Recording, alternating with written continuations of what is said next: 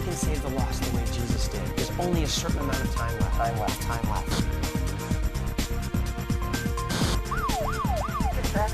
So use the law, use your testament to reach out to the lost. Reach out to the lost. There's nothing more important than your eternal salvation. May tatanong ako sa inyo. Okay. Ano ang pinaka-importanting bagay para sa inyo sa buhay nyo? Bagay lang, di pwede lang. O kahit na ano. Basta anong pinaka-importante para sa inyo? Pamilya? Okay.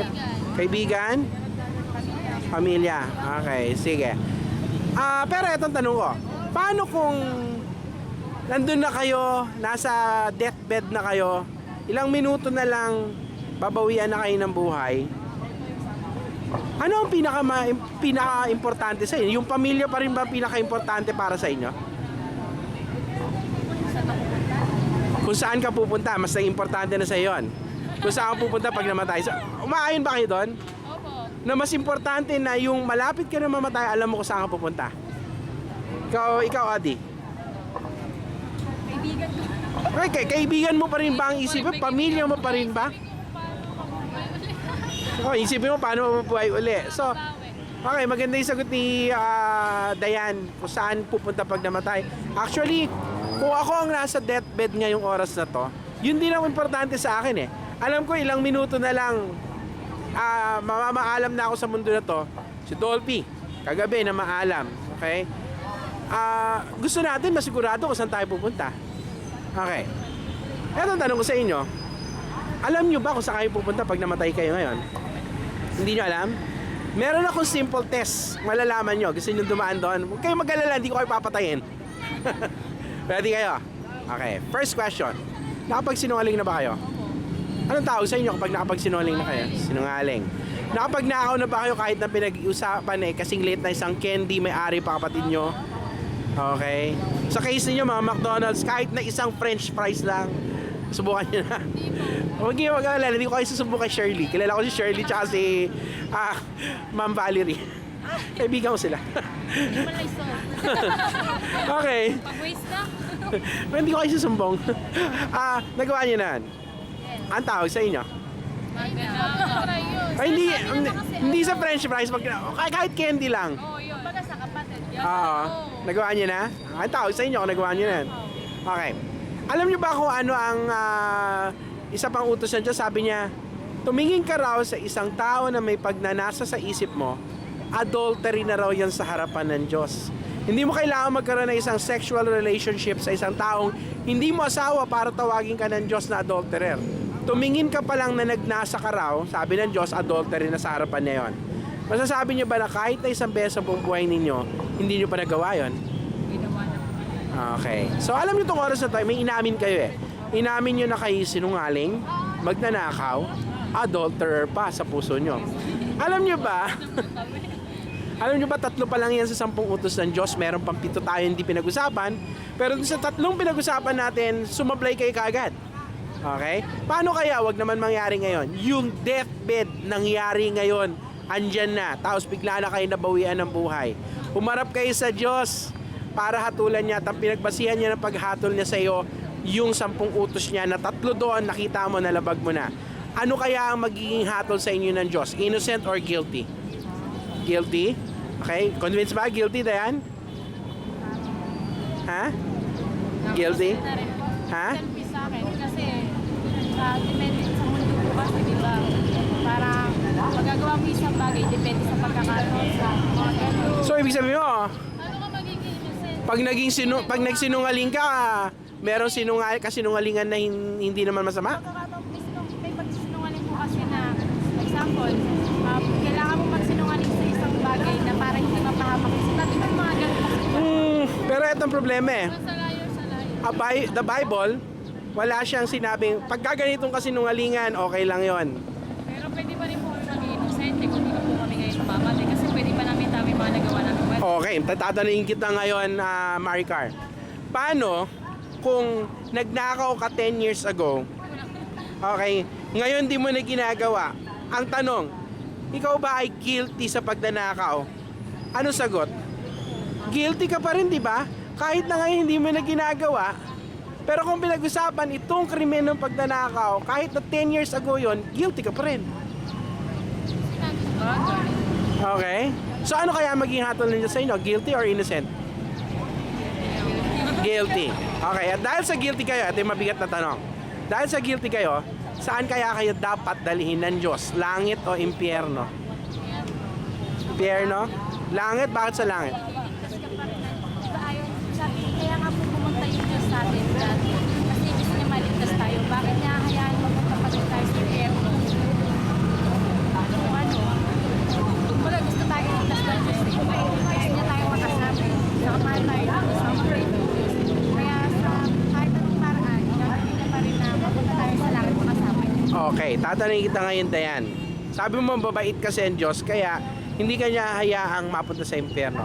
Okay, tama ka na mabait ng Diyos at tama ka na ayaw kanyang mapunta sa impyerno. Okay.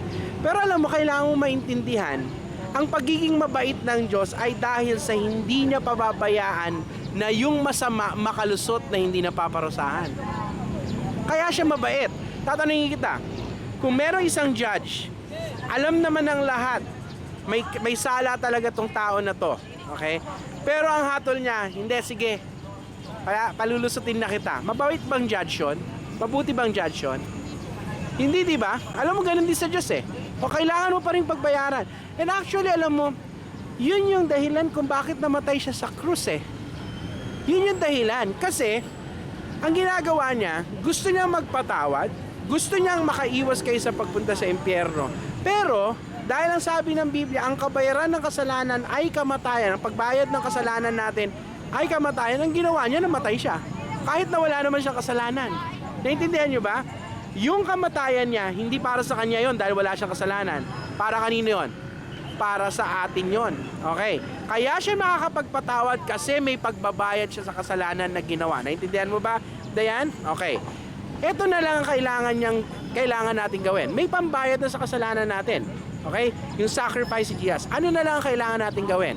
May dalawa siya hinihingi. Of course, una, pagsisihan mo yung kasalanan mo. Hindi naman pa pwede yung gusto mo lang na patawarin ka pero wala kang balak. Natigilan yung mga bagay na hindi naman nagugustuhan ng Diyos. Naintindihan natin? Ang gusto ng Diyos, aminin natin masama tayo at humingi tayo ng tawad sa kasalanan natin. At sa paghingi ng tawad sa mga kasalanan natin, gusto niya makita ang isang kahihiyan sa puso natin na sa sobrang hiya ayaw na nating ulitin yung mga bagay na hindi nagustuhan ng Diyos. Naintindihan natin? Yun ang pagsisisi. Pangalawang hiningi niya, gusto niya maniwala tayo, manampalataya tayo na yung ginawa nga niya sa krus, para sa atin yon. Pagbabayad sa kasalanan natin yon. Okay? Kasi may mga tao ganito eh. Niisip nila, kaya nilang pumunta ng langit sa sarili nila. Sa anong paraan? Gagawa ako ng mabuti. Okay, nakita natin kanina. Kahit na 10 taon mo na nung ginawa yung pagnanakaw at ngayon na mabuti na yung ginagawa mo, kailangan mo pa rin pagbayaran yung kasalanan mo 10 years ago. So yung mga mabuti nating ginagawa, hindi makapagligtas sa atin. Okay. Ang gusto ng Diyos, kalimutan mo na meron kang magagawa para mailigtas yung sarili mo. Okay? Merong ibang tao, ang inisip nila, yung reliyon nila, magliligtas sa kanila. Okay, pero ang problema, walang reliyon na napako sa krus na namatay eh. Kaya ano man, aniban mo man ang lahat ng reliyon, sa impyerno ka pa rin, wala pa rin nagbayad kasi sa kasalanan mo. Kaya ang gusto ng Diyos, eto, paniwalaan nyo na wala nang ibang makakapagligtas sa inyo, kundi si Jesus lang. Bakit si Jesus lang? Kasi siya yung Diyos na walang kasalanan na namatay para sa atin sa krus. Okay? Paniwalaan nyo na para sa inyo yon. Pagkatapos niya pinakita nyo yung tunay nyo ng pagsisisi, ito ang pangako ng Diyos sa inyo. Sabi niya sa John 3:16, isang verse sa Bible, sabi niya, sapagkat ganun na lang ang pag-ibig ng Diyos sa sanlibutan, sa atin yon, na ibinigay niya ang kanya nag-iisang anak, si Jesus yon, upang kung sino man ang sa kanya ang manampalataya, pagkatapos na ipakita yung pagsisisi na nampalataya na si Jesus lang makapagligtas sa kanya, hindi na raw mapapahamak o hindi na mapupunta sa impyerno, kundi magkakaroon ng buhay na walang hanggan sa langit. Yun ang pangako niya sa lahat na magsisisi sa kasalanan niya at mananampalataya kay Jesus na siya lang makapagligtas. Patatawarin sa kasalanan, dadalhin sa langit pag namatay. Okay. Ano ang kasiguraduhan na kaya niya ibigay yon? Ano nangyari kay Jesus pagkaraan ng 3 araw na nakalibing sa libingan? Nabuhay siya, di ba? Okay, eto yon. yung Diyos na pinanampalatayanan natin, buhay. Ibig sabihin, yung pangako kayang ibigay. Okay? Yung pangako kayang ibigay. Kaya eto ngayon ang tanong sa atin Huling tanong ko sa inyo Mahal niyo ba sarili ninyo? Okay, kung tunay niyo mahal ang sarili niyo, sana naintindihan niyo itong oras na to, may malaki kayong problema. Ano yon? Dahil sa mga kasalanan ninyo, pag bigla kayo namatay, impyerno tayo. Pero binahagi ko sa inyo, in-explain ko sa inyo kung anong ginawa ni Jesus at anong dalawang bagay ang hinihingi niyang kapalit para yung sakripisyo niya gawing kabayaran sa kasalanan nyo. Pagsisihan nyo yung kasalanan nyo at manampalataya kayo na si Jesus lang makapagligtas sa inyo. Okay. Kung mahal ko sarili ko, sisiguraduhin ko ngayon ginawa ko na yan. Alam mo bakit? Kasi hindi ko sigurado na mamaya buhay pa ako. Sana maintindihan nyo, pag inabutan kayo ng kamatayan, na yung dalawang bagay na yun hindi nyo ginawa, malinaw ang Bible, sorry na lang kayo, sa impyerno kayo. Kaya ako sa inyo, kausapin nyo ang Diyos ngayon. Pakita nyo ang tunay na pagsisisi. Nakaupo kayo dyan, kausapin nyo ang Diyos sa isip ninyo. Pagsisihan nyo ang mga kasalanan nyo sa harapan niya. Hingin nyo yung pagliligtas niya dahil naniniwala kayo na siya lang makakapagligtas sa inyo. Okay? Maraming salamat sa pakikinig.